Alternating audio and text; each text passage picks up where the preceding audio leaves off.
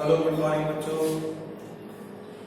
कल हमने पढ़ा था दो सदिशों का सदिश गुणनफल, और सदिश गुणनफल में हमने उसका सूत्र देखा था कि जब दो सदिशों को गुणा करते हैं सदिश A क्रॉस सदिश B, तो ये होता है AB sin theta n cap.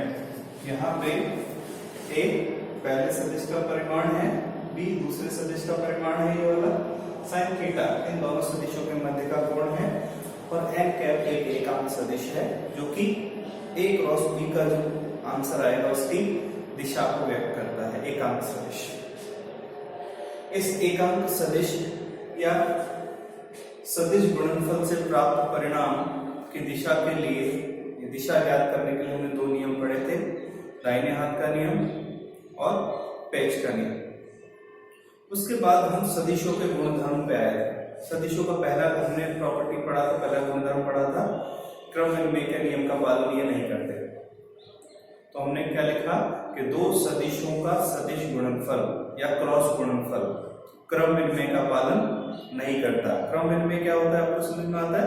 अगर क्रम को बदल दे और आंसर अपरिवर्तित रहे तो क्रम विनिमय का पालन हो रहा है, लेकिन क्रम को बदलने से दोनों बराबर ना आए तो क्रम विनिमय का पालन नहीं हो रहा।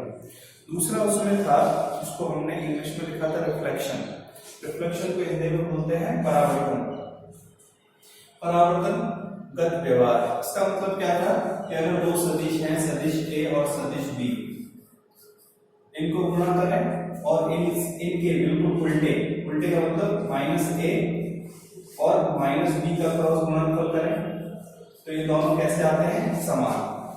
मतलब कि दो सदिश और उनके परावर्तित सदिश दोनों कैसे होते हैं? दोनों सेम होते हैं, उनके आंसर सेम आते हैं, परिमाण और दिशा दोनों एक समान होते हैं। अच्छा, इसी तरह से हमने ये देखा था कि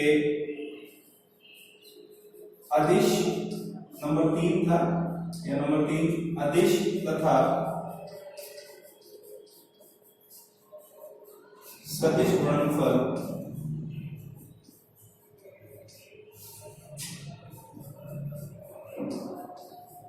वितरणशील, जिसको हमने लिखा था डिस्ट्रीब्यूटिव प्रॉपर्टी, वितरणशील होते हैं। वितरणशील का मतलब वितरित हो जाते हैं, जैसे A cross B plus C, तो B प्लस C पे किसको वितरित होना है? A को, तो ये हो जाएगा A cross B plus A cross, ये वितरणशील व्यवहार दर्शाता है। यहां तक हमने देख लिया था। नंबर 4 है, यदि हम ऐसे दो सदिशों को गुणा करें जो कि एक दूसरे के समांतर हो। यदि दो सदिश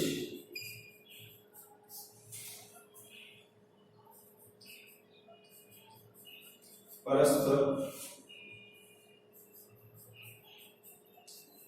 समांतर, अगर वो आपस में समांतर होंगे तो उनके बीच का कोण कितना हो जाएगा? 0 डिग्री। दो सदिश समांतर कब होंगे? एक सदिश A है, दूसरा सदिश B है, दोनों के बीच कोण कितना हो जाएगा? 0 डिग्री। अगर कोण 0 डिग्री हो जाएगा तो हमारे पास इनको क्रॉस गुणन का फॉर्मूला है AB sin theta n cap. Theta की जगह 0 रखिए, क्यों रखिए? क्योंकि दोनों सदिश कैसे हैं? एक दूसरे के समांतर। थीटा की जगह 0 रखेंगे तो ये हो गया AB sin 0 n cap. sin 0 कितना होता है? 0। तो इसका मतलब ये आंसर कितना आ गया? तो दो सदिश जो कि एक दूसरे के समांतर हैं उनका क्रॉस गुणनफल कितना आता है? 0। इस चीज को हम थोड़ा आगे बढ़ाते हैं और एकांक सदिशों के रूप में लिखते हैं।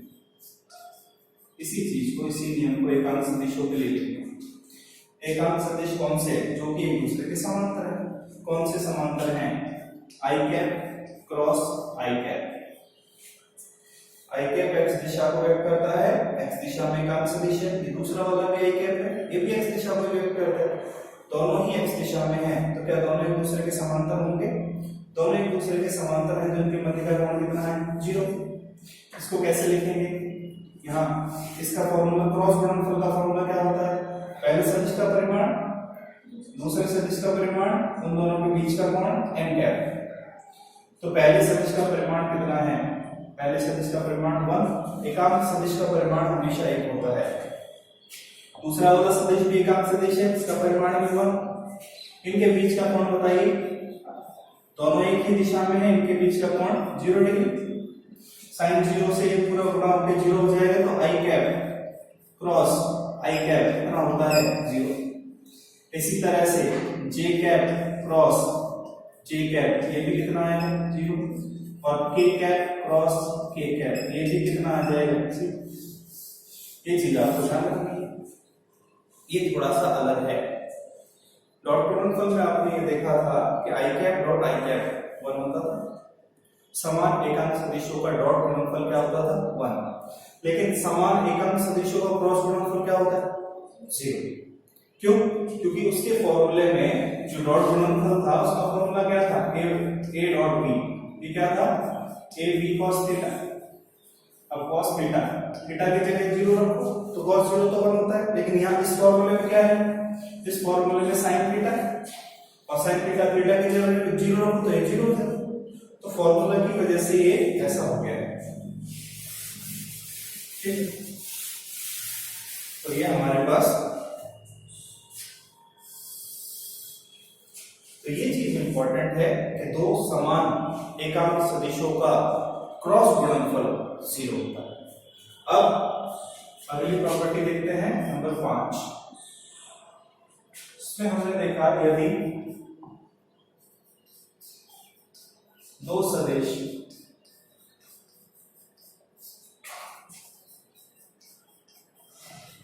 परस्पर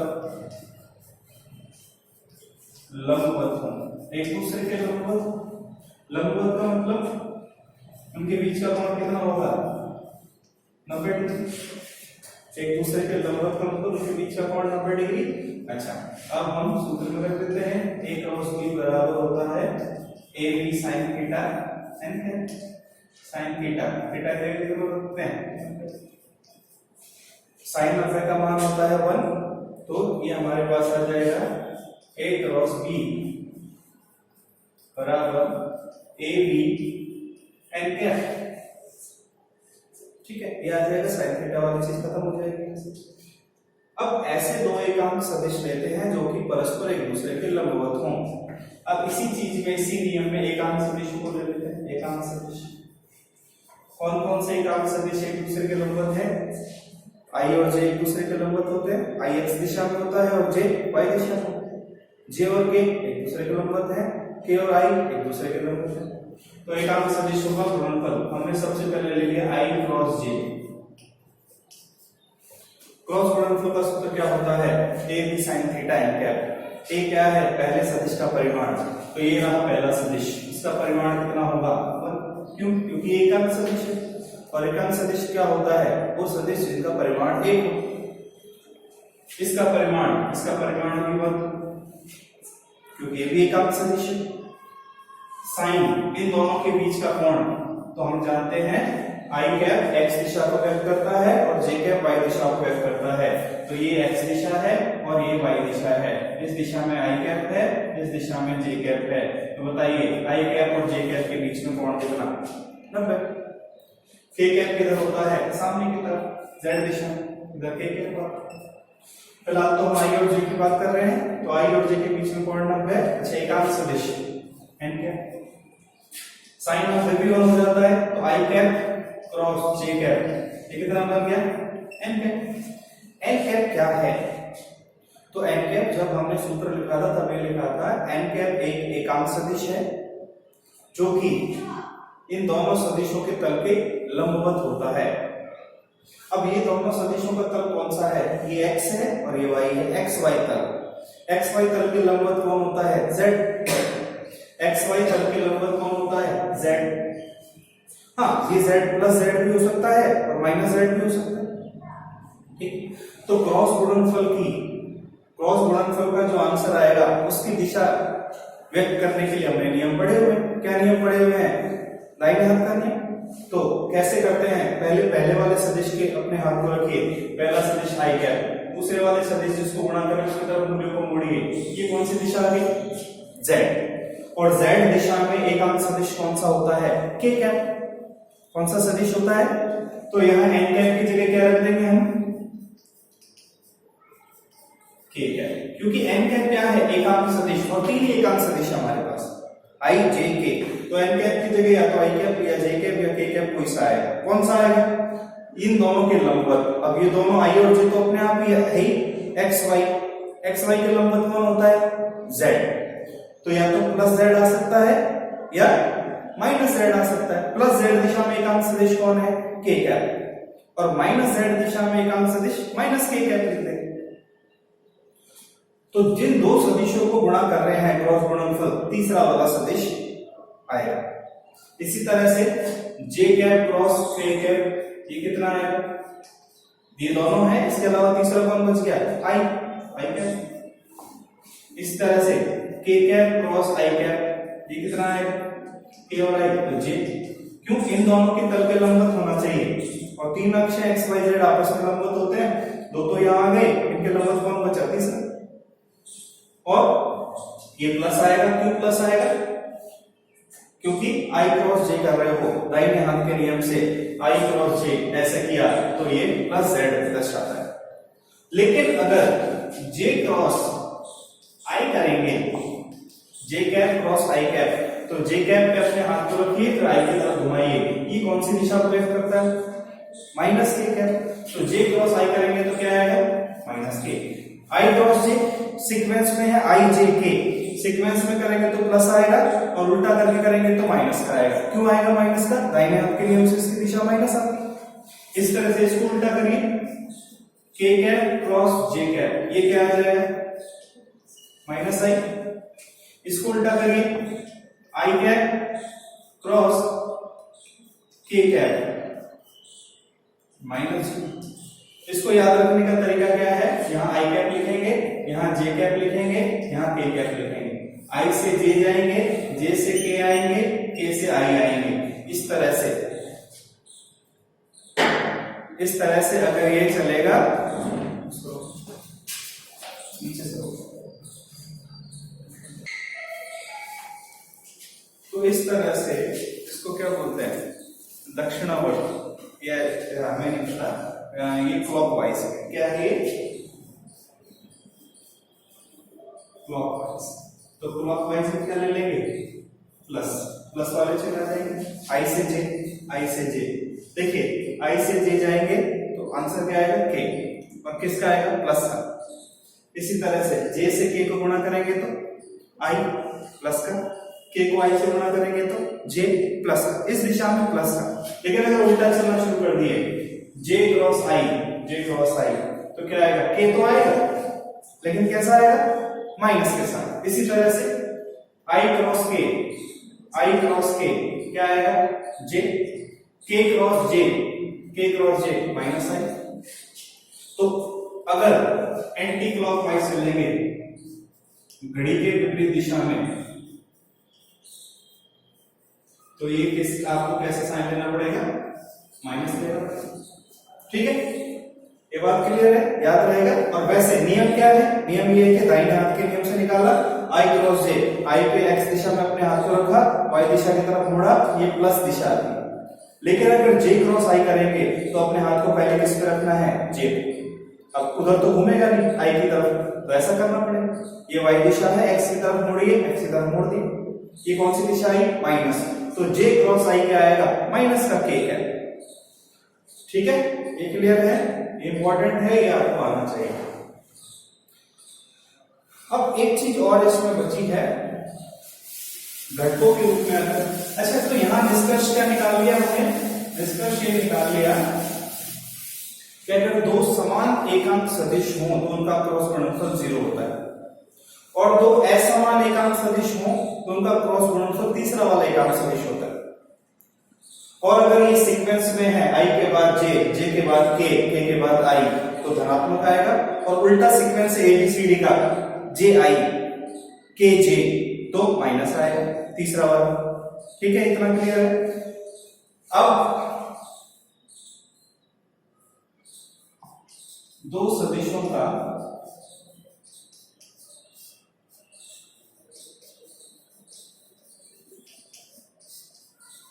घटकों के रूप में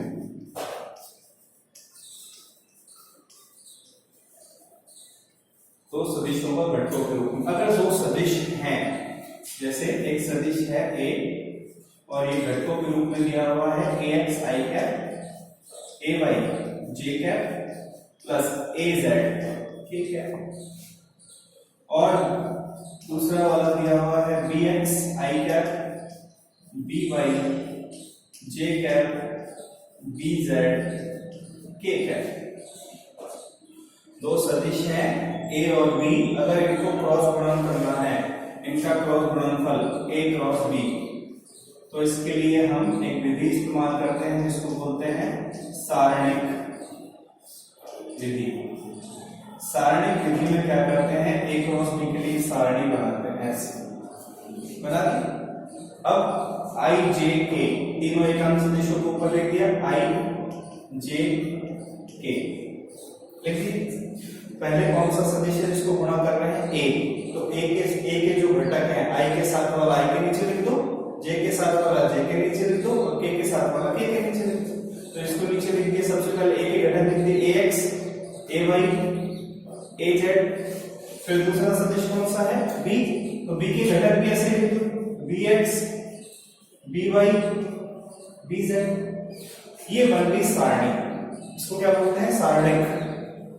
अब इसको हल करने का तरीका क्या है, तो इसको हल करने के लिए आपको सिंपल सा तरीका बता देते हैं। सबसे पहले एक ब्रैकेट लगाओ और ऊपर वाला सबसे पहले एकांक सदिश लिख दो i कैप, ये प्लस में है, ये फिर अगला वाला माइनस में आएगा, फिर ब्रैकेट लगाओ और इसके साथ लिख दो j कैप, फिर ये प्लस माइनस प्लस, फिर इसके साथ क्या लिख दो k कैप।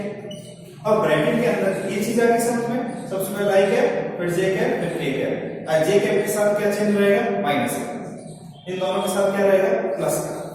अब ब्रैकेट के अंदर क्या चीज आएगी, तो यहाँ क्या लिखा है i कैप, तो i कैप वाले कॉलम को और i कैप वाली पंक्ति को छुपा दो, छुपा दिया। ये चार चीजें बच गई।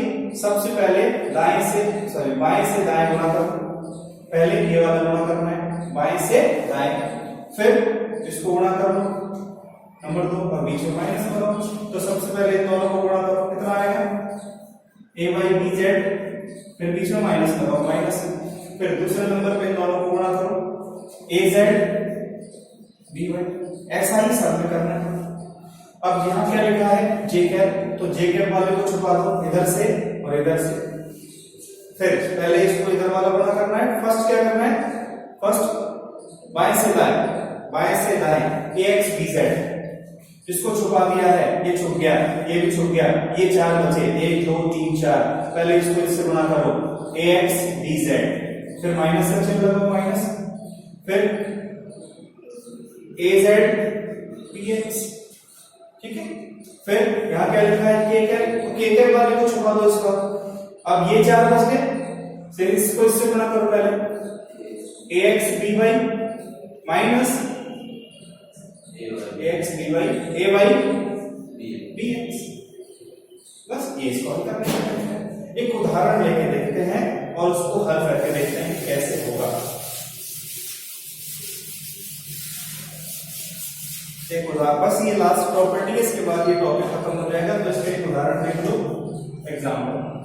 दो सदिश दिए हुए हैं, मान लो सदिश दिया हुआ है 2i cap minus j cap plus 3k cap. एक सदिश ऐसा दिया हुआ है, ax by तो क्या थे, नॉर्मल रूप में थे, अब इनकी जगह ax by इनकी जगह कुछ ना कुछ मान होंगे गणितीय रूप, ऐसा दिया हुआ। एक तरह से ये ax है, ये इसके साथ जो लिखा है j कैप के साथ वो ay है, ये az है। इसी तरह से दूसरा सदिश दिया हुआ है b, तो इसको क्या लिख दिया हमने 4i cap plus 3j cap minus 2k cap, ऐसा लिख दिया। क्या करना है, इन दो सदिशों का क्रॉस गुणनफल ज्ञात कीजिए, ठीक है। क्रॉस गुणनफल या सदिश गुणनफल भी बोलते हैं, क्रॉस गुणनफल, तो हमेशा क्या करेंगे, ये वाला मेथड यूज करेंगे। सबसे पहले क्या लिखेंगे, a क्रॉस b, और यहां ऐसा बना देंगे। सबसे ऊपर क्या लिख देंगे, i j के, i कैप j कैप। सबसे पहले जो सदिश लिखा है उसके घटक लिख देंगे, उसके घटक ये कितना है 2, चिन्ह के साथ लिखने हैं, माइनस है तो माइनस, यहाँ क्या है j कैप के साथ क्या गुणा में है -1, कुछ भी नहीं लिखा हुआ है, सिर्फ j लिखा हुआ है तो इसका मतलब 1 तो है ही, तो इसके लिए क्या आ जाएगा -1, और इधर 3, इसके घटक लिख देंगे 4 3 -2, ऐसा लिख दिया।